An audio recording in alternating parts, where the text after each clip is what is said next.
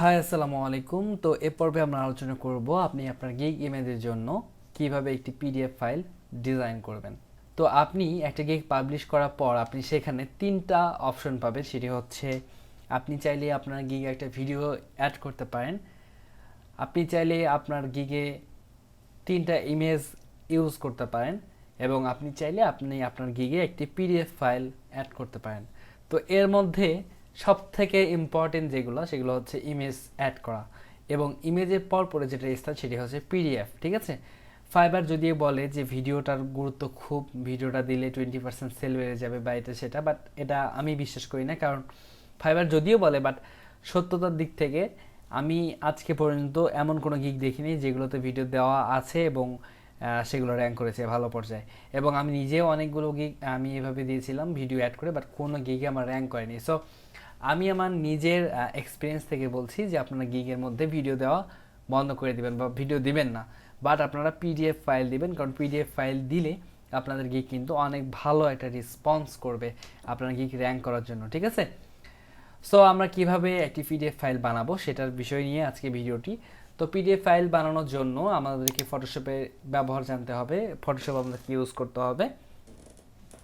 তো আমরা ফটোশপে সরাসরি পিডিএফ ফাইল আকারে কোনো কিছু সেভ করতে পারবো না, এই জন্য আমাকে একটা ইমেজ সেভ করতে হবে। প্রথমে ফটোশপ দিয়ে একটা ইমেজ বানাতে হবে এবং সেই ইমেজকে আমরা পরবর্তীতে পিডিএফ ফাইল আকারে কনভার্ট করব। তো এটার জন্য প্রথমে আমাদেরকে একটা ইমেজ ডিজাইন করতে হবে। সো ইমেজ ডিজাইনের জন্য আমি এখান থেকে ফাইল থেকে নিউয়ে যাব। নিউ থেকে আমি জাস্ট এখান থেকে কাস্টম থেকে আমি ইউএস পেজ এটা সিলেক্ট করে দিয়ে দেন হচ্ছে ওকে করে দিব। দেখেন এই পেজটা আমার চলে আসলো। সো আমি চাইলে এটা ক্রপ করতে পারি, ক্রপ করে বড় করব আমি যদি চাই আর কি। সো আমি চাই আমি একটু বড় করব এটা, এটা একটু লম্বায় বড় করব।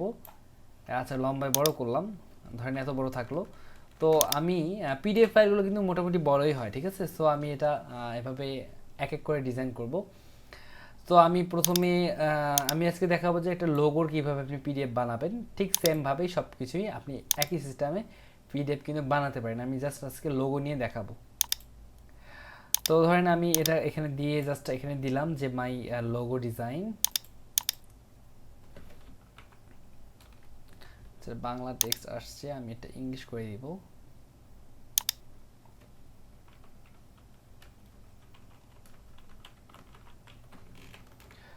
ধরেন এটা আমি ইংলিশ করে দিচ্ছি, যে কোনো একটা ফন্ট নিব, ভালো দেখে একটা ফন্ট নিব।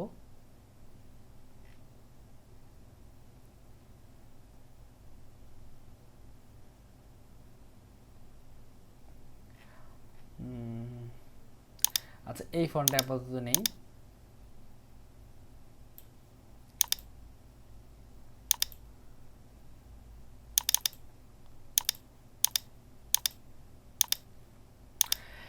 আপনি আপনার সার্ভিসের নাম আগে দিবেন, দেওয়ার পরে হচ্ছে এইখানে এইখানে আপনার যতগুলো ধরেন আপনার লোগো তৈরি করা আছে এ যাব, তো আপনি আপনার পোর্টফোলিও, এক কথায় এটা হচ্ছে আপনার লাইভ পোর্টফোলিও একটা। ঠিক আছে, তো আমি যেহেতু আমার কাছে এখন লোগো আমার কাছে নেই, সো আমি জাস্ট গুগল থেকেই সব লোগোগুলো বসিয়ে দিব। আপনি এগুলো কিন্তু কখনোই দিবেন, আমি বারবার করে বলে দিচ্ছি, আপনি কারো কপিরাইট কোনো কিছু ইউজ করতে পারবেন না। জাস্ট আমি শুধুমাত্র দেখানোর ক্ষেত্রে আমি এগুলো ইউজ করছি। ঠিক আছে, বাট আপনারা এগুলো কিন্তু করতে যাবেন না, আপনারা আপনাদের নিজের তৈরি ইমেজ ইউজ করবেন।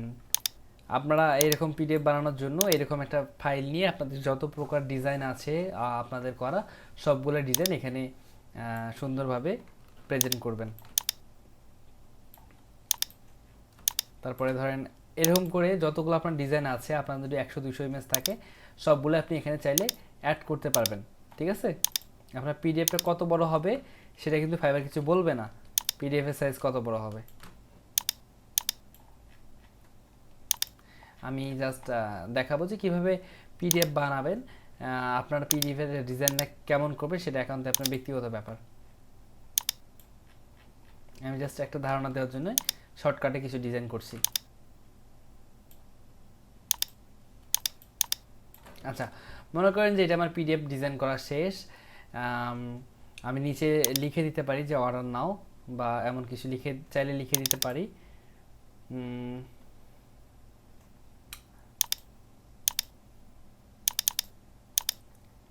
আচ্ছা, এখানে আমি একটা অর্ডার নাম বাটন অ্যাড করে দিই।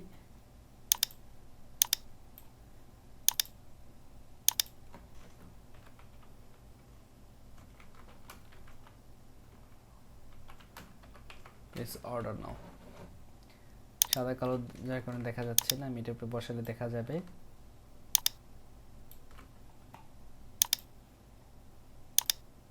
আচ্ছা, এই যে এই অর্ডার নাও বাটনটা আমি এখানে দিচ্ছি। আচ্ছা, ধরেন আমার এটা পিডিএফ ডিজাইন, আপনারা এটা একটু ভালোভাবে ডিজাইন করার চেষ্টা করবেন। আমি জাস্ট শর্টকাটে ডিজাইনটা করলাম, যার কারণে হয়তো বা সিম্পল একটা ডিজাইন হলো, বাট আপনারা একটু ভালো মতো ডিজাইন করার চেষ্টা করবেন, ঠিক আছে? এবং এটা আপনি সেভ করবেন এখান থেকে, ফাইল থেকে সেভ অ্যাজ থেকে আপনি এটা জাস্ট পিডিএফ লিখে সেভ করতে পারবো আমরা। আপনি যে কোনো জিনিস লিখে সেভ করতে পারবেন। আমি জাস্ট সেভ করার জন্য চেনা সুবিধার্থে পিডিএফ লিখে সেভ করলাম। এটার হাই কোয়ালিটি দিয়ে সেভ করলাম, এবং সেভ করার পরে আমরা একটু ইমেজটা দেখি, ইমেজটা কী অবস্থায় আছে। এই যে এটা হচ্ছে আমার ইমেজ, এটা কিন্তু নর্মাল ইমেজ আছে। সো এটাকে আমার কনভার্ট করতে হবে পিডিএফ আকারে। তো কনভার্ট করার জন্য আমরা গুগলের সাহায্য নিব। সো গুগলে এসে আমরা লিখব যে জেপিজি টু, আর হচ্ছে জেপিজি না লিখে আমরা লিখতে পারি ইমেজ টু পিডিএফ কনভার্টার লিখে সার্চ করবেন, অসংখ্য সাইট পাবেন আপনি ইমেজ থেকে পিডিএফ তৈরি করা। তো যে কোনো একটা সাইটে আমরা ইউজ করেই হচ্ছে আমাদের কাজটা করব।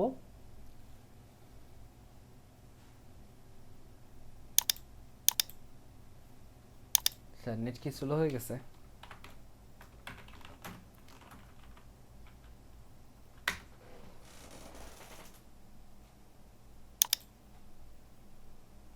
আচ্ছা, এখানে বেশ কিছু সাইট চলে আসছে। সো আমি প্রথম একটা সাইটটা ওপেন করে দেখি এই সাইটটা কী অবস্থা।